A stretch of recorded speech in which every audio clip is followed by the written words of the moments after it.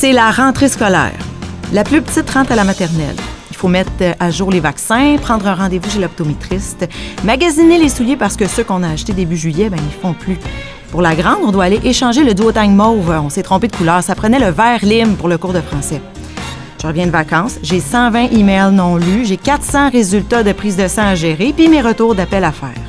Mon chum a décidé de rénover la cuisine. Il s'est rentré un clou dans le pouce. Il s'en va à l'urgence. Fait que c'est moi qui vais chercher les enfants ce soir.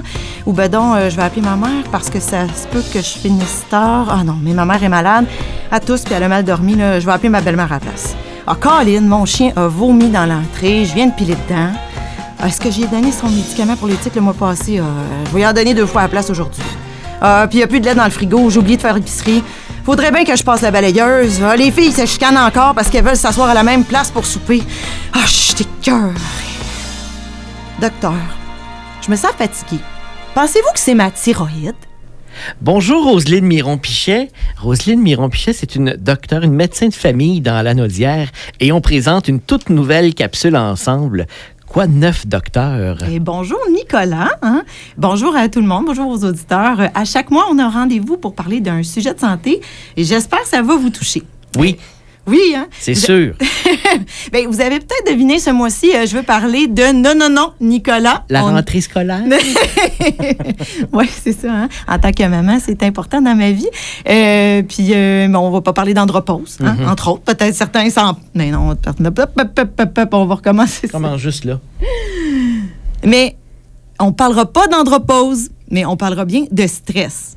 Le stress de la rentrée scolaire, là, on a entendu la petite introduction. C'est vrai que ça en fait des affaires à penser à rentrée scolaire et c'est stressant inévitablement. Il y a toujours, au début septembre, fin août, ce stress-là qui embarque. Puis ça touche un peu tout le monde. Et le stress de la rentrée scolaire touche beaucoup de gens, mais le stress en général touche tout le monde. C'est un exemple qui vient de ma vie personnelle, mais évidemment, je pense que chacun a son propre exemple. Hein. Puis le stress, c'est quoi? C'est la bonne réponse, en fait, à une situation dangereuse ou anormale. Le stress, ça nous a permis de sauver. Jadis, qu'on apprenait à manier le feu, là, lorsqu'un mammouth nous courait après. Puis pas le mammouth du Henri, non, Nicolas, mais celui qu'on doit craindre, l'animal, parce que lui, il est dangereux pour vrai. Mais on vit du stress quand on a un événement qui est imprévisible ou particulier, qui peut être positif, comme un mariage, ou plus négatif, comme une perte d'emploi. Chaque personne réagit différemment en situation de stress, selon notre personnalité, notre vulnérabilité personnelle, selon la quantité de stresseurs vécus en même temps, puis selon l'importance de chacun. Quand le stress prend trop de place, qu'on ne peut pas le gérer, qu'on en perd le contrôle, c'est là qu'il peut créer des problèmes de santé, autant de santé mentale que physique. Comme médecin de famille, c'est mon quotidien que les gens me parlent de fatigue, d'épuisement, de symptômes dépressifs, d'anxiété. Mais avant que ça devienne un problème de santé, il faut réussir à identifier justement le moment où là, on dit « Oh, peut-être que ça commence à être un petit peu trop ». Est-ce qu'il y a des outils pour nous aider justement à identifier le moment à partir duquel le stress devient négatif, là? Et justement, aujourd'hui, je voulais offrir des pistes pour éviter que le stress qu'on vit quotidiennement déborde vers un problème plus grand. Hein? Premièrement, c'est de reconnaître quand on se sent essoufflé, quand on se sent dépassé par une situation. Reconnaître que nos réactions sont exagérées.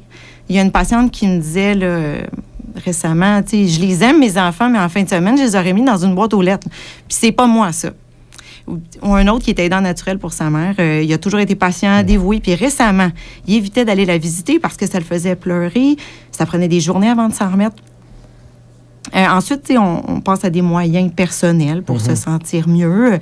Ça semble facile à dire. C'est des grands discours, mais dans une tempête, il faut souvent prendre le temps d'arrêter pour réfléchir. Là-dessus, je voulais en nommer 5.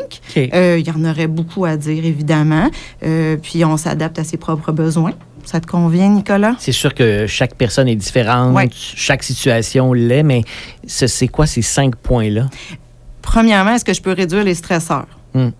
Des fois, on dit oui, des fois, on dit ah. Non, c'est ça, hein? Puis c'est ça. C'est pour ça que je ne veux pas donner des recettes toutes faites puis qu'on n'est pas dans ces recettes-là, mais y penser à chaque fois puis revenir sur ces 5 points-là, ça peut être intéressant. Fait qu'est-ce qu'on peut déléguer des tâches? Est-ce qu'on peut prendre du recul, dédramatiser la situation? Tu sais, la balayeuse, on la passera demain, là, mais quand la balayeuse se rajoute à l'ensemble de l'œuvre, je pense que ça peut faire déborder le vase. Est-ce que je peux prévoir que le stress va arriver puis gérer en avance? Tu sais, en tant que contexte de maman, je peux faire des repas en avance, les congeler avant le début de la rentrée scolaire. Bon. Parce que tu le sais que ça s'en vient. Je le sais que ça s'en vient. Je m'entoure. 2, s'entourer. Un réseau social. Identifier les gens qui nous aident à bien nous sentir. Le réseau social est extrêmement important dans ces situations-là. Puis des fois, on se recule un peu, mais je pense que c'est de mettre en avant-plan ces personnes-là. 2, faire attention à nos habitudes de vie. Là. On suggère fortement de diminuer nos consommations d'alcool, de drogue, de caféine. Et évidemment, on le fait à la vitesse à laquelle on est capable de le faire. Là. La pire chose, c'est de se culpabiliser en retour de ne pas être capable de le faire. Puis, si on a besoin de se faire accompagner, de penser à appeler un professionnel de la santé. 4, le sommeil. C'est important, ça, de bien dormir. Le fameux sommeil.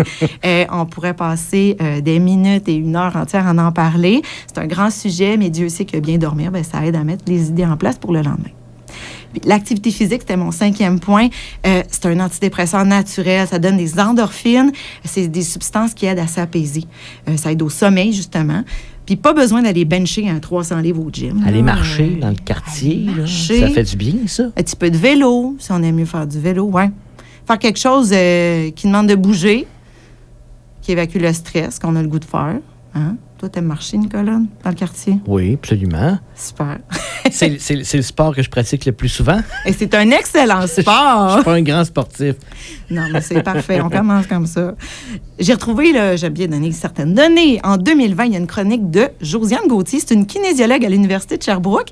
Puis l'article parle des bienfaits de l'activité physique sur la santé mentale. Puis déjà, 20 à 40 minutes d'activité physique, là, c'est pas tant que ça, c'est accessible. Ça permet d'améliorer le moral puis de diminuer notre anxiété pour plusieurs heures. Et là, on parle de 20 à 40 minutes par jour? Bien, en fait, elle, ce qu'elle mentionnait, c'est le 20 à 40 minutes d'activité à ce moment-là, dans les heures qui suivent.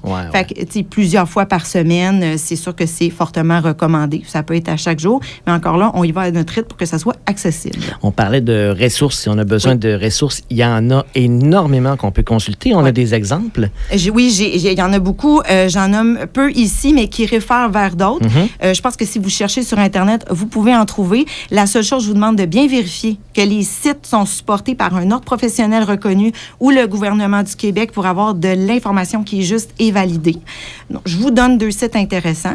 Le gouvernement du Québec, a des sites d'information sur la santé mentale. On peut les retrouver via un moteur de recherche. On écrit Québec Santé mentale, puis vous allez avoir accès à plusieurs ressources. Un autre site, lui, je le recommande à mes patients. Il est très bien fait. Ça s'appelle Retrouver son entrain ou Bounce Back en anglais. C'est l'Association canadienne pour la santé mentale en partenariat avec le gouvernement du Québec qui l'ont construit. Puis ce sont les travailleurs sociaux avec lesquels je travaille qui m'ont recommandé ce site-là. Il y a des ressources, il y a des vidéos. On peut consulter un professionnel. J'ai plusieurs patients qui l'ont consulté et m'ont donné d'excellents feedbacks, de bons commentaires. Je continue à le suggérer. Puis d'autres ressources, si on veut parler à quelqu'un, c'est toujours possible. Même de façon urgente, là, je vous suggère toujours l'info sociale, c'est le 811 option 2. C'est accessible 24 heures sur 24. Obtenir différents conseils, faire des premières démarches. Là. Voilà. Et un petit quiz, ça te tente-tu pour terminer cette première capsule? Il y a un quiz, bien sûr.